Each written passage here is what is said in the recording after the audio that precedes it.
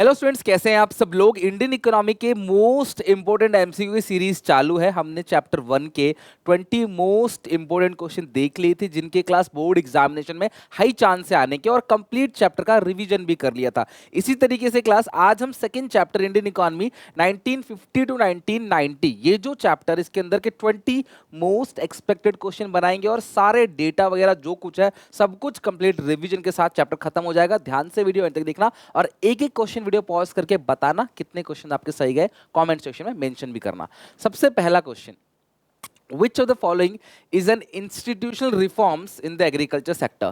Agriculture sector में class कौन सा एक इंस्टीट्यूशनल रिफॉर्म्स है?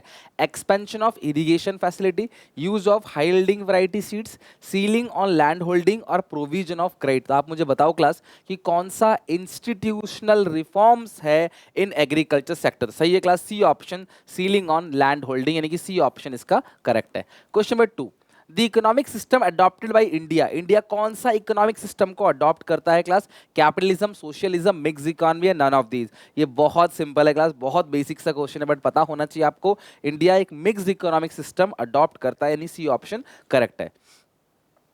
Public sector had a major role to play in the initial phase of planning because public sector एक बहुत बड़ा रोल प्ले कर रहा था class initial level of planning 1950s के बाद से। वो क्यों? Private sector lack sufficient of capital for investment, बिल्कुल करेक्ट है। Government aim at social welfare, ये भी करेक्ट है क्लास। उस टाइम पे सरकार का मेन मोटो सोशल वेलफेयर करना था, प्राइवेट का मेन मोटो प्रॉफिट कमाना। The market was not big enough to encourage industrialist to undertake major project, तो ये भी करेक्ट है क्लास। यहाँ पे मार्केट इतना बड़ा नहीं था कि we have to encourage industrialist, encourage किया जाए इंडस्ट्रियलिस्ट को बड़े बड़े प्रोजेक्ट के लिए। क्लास सरकार के पास इंफ्रास्ट्रक्चर था, सरकार रोजगार दे रही थी, तो इसीलिए क्लास यानी कि सरकार ही सारी चीजें अपने हाथ में रख रही थी, इस हिसाब से क्लास ऑल ऑफ दीज यानी कि करेक्ट है डी ऑप्शन।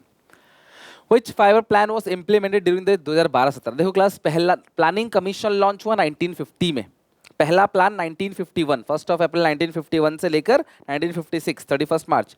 जो आखिरी 5 प्लान था वो था 12th 5 ईयर प्लान, जो कि 2012 से लेकर 2017 में चला। ठीक है, आप मुझे बताओ नीति आयोग कब आया? नीति आयोग ने कब रिप्लेस किया नीति? अब तो नीति आयोग है, अब तो प्लानिंग कमीशन चलता नहीं है। कब रिप्लेस किया क्लास प्लानिंग कमीशन को? वो डेट आप मुझे कमेंट सेक्शन में बताओ, अगर आपको पता है तो अभी फटाफट कमेंट करो। ठीक है, next statement 1, the major policy initiative land reforms and green revolution help India to become self sufficient in food grain production, बिल्कुल करेक्ट है क्लास। जो इनिशिएटिव सरकार ने लिया था लैंड रिफॉर्म्स का, उसने क्लास हमको फूड्स एग्रीकल्चर प्रोडक्ट में यानी कि फूड ग्रेन में सेल्फ सफिशिएंट बनाया, करेक्ट है।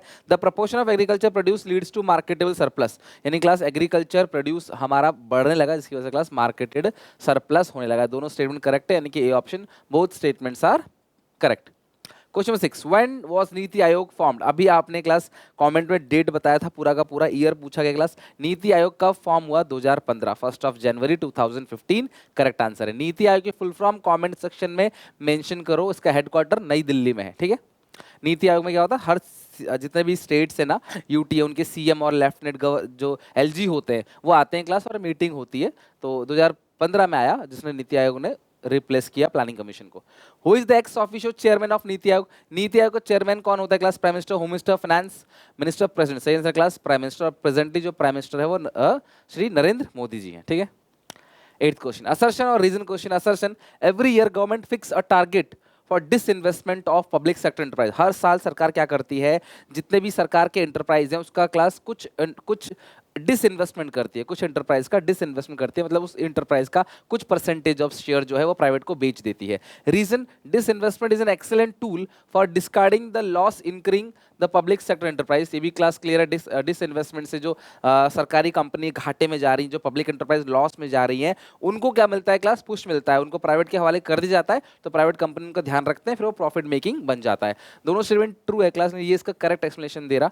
Both statement are, both assertion reason are true, but R is not the correct explanation of A, यानी कि बी ऑप्शन करेक्ट है। दोनों स्टेटमेंट ठीक है, लेकिन इस स्टेटमेंट को ये जस्टिफाई नहीं कर रहा। दोनों अपनी अपनी जगह ठीक है। Tariff and quota were fixed under the Industrial Policy Resolution 1956 with an objective of tariff quota क्यों लगाया गया था? एक्सपोर्ट इंक्रीज करने के लिए नहीं, इंपोर्ट इंक्रीज करने के लिए नहीं, restricting import and protect the domestic firms from foreign trade, ये करेक्ट है क्लास। फॉरेन कंपटीशन, जो फॉरेनर थे वो इंडियन जो बिजनेसमैन थे उनको टफ कंपटीशन दे रहे थे, उस कंपटीशन खत्म करने के लिए सरकार ने इंपोर्ट सब्स्टिट्यूशन किया, इसको इनवर्ड लुकिंग स्ट्रेटजी कहा जाता है। इसके अलावा टैरिफ और कोटा लगा। टैरिफ क्वांटिटेटिव रेस्ट्रिक्शन होता है, कोटा जो टैरिफ जो है वो टैक्सेस है और कोटा क्वांटिटेटिव रेस्ट्रिक्शंस है।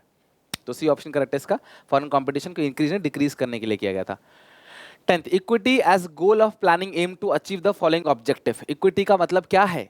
जो क्लास है MSE, ये 4 के 4 हमारा लॉन्ग टर्म ऑब्जेक्टिव है। जो प्लान, जो गोल बहुत लंबे समय का होता है उसको पर्सपेक्टिव प्लान बोलते हैं, लंबे समय के लिए प्लान बनाया जाता है। और लॉन्ग टर्म गोल के ये ऑब्जेक्टिव थे, ठीक है। जी फॉर ग्रोथ, एम से modernisation, S for self sufficiency और फॉर इक्विटी। तो ये जो इक्विटी क्या है? रिडक्शन इन इकोनॉमिक इनइक्वालिटी, बिल्कुल करेक्ट है।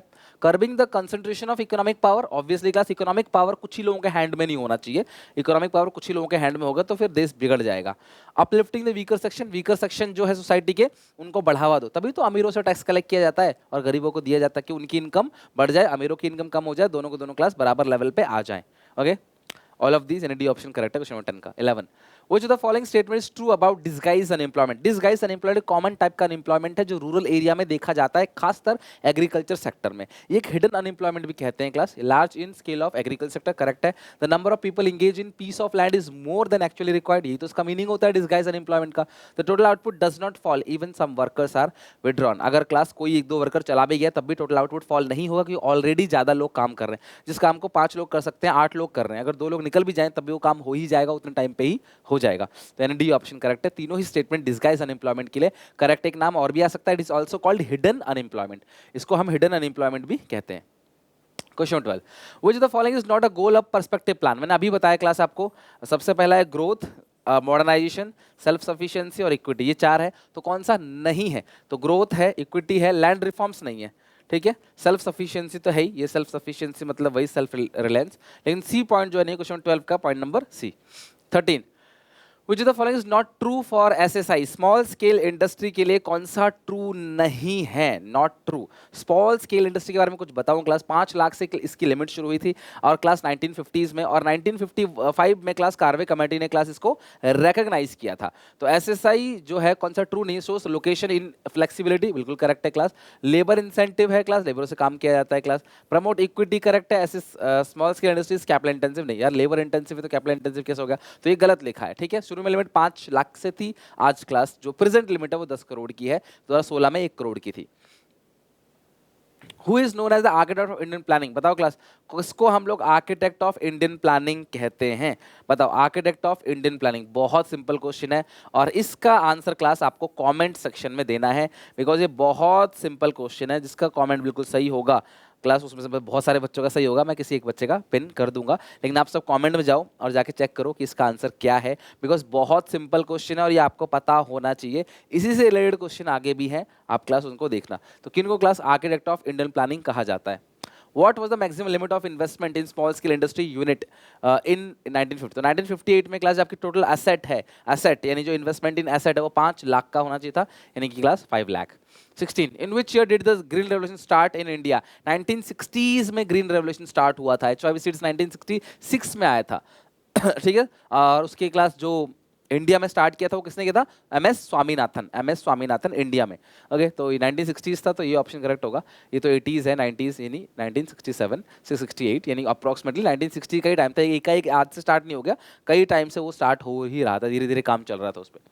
Which of the following facts are associated with Mahal नोबिस? अभी हम बात कर रहे थे क्लास, आपने कमेंट सेक्शन में मुझे पता है महाल नोबिस मॉडल लिखा है, तो 17 क्वेश्चन महाल नोबिस लिखा है, PC प्रशांत चंद्र महाल नोबिस। तो उनको क्या कहा जाता है? उनको आर्किटेक्ट ऑफ इंडियन प्लानिंग कहा जाता है, बिल्कुल करेक्ट है।